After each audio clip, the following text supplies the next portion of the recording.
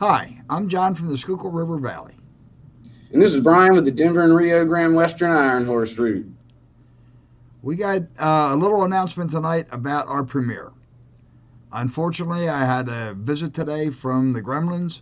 My computer was acting up, and I ended up where I have to redo most of the video.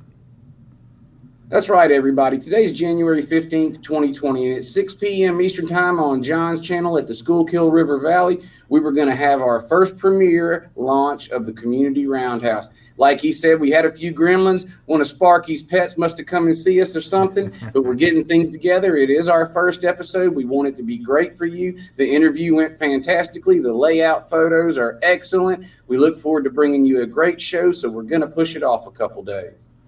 That's right, Brian. We're going to push it off until Friday at 7 p.m. Eastern, right before Cuz, and it'll be on my channel again.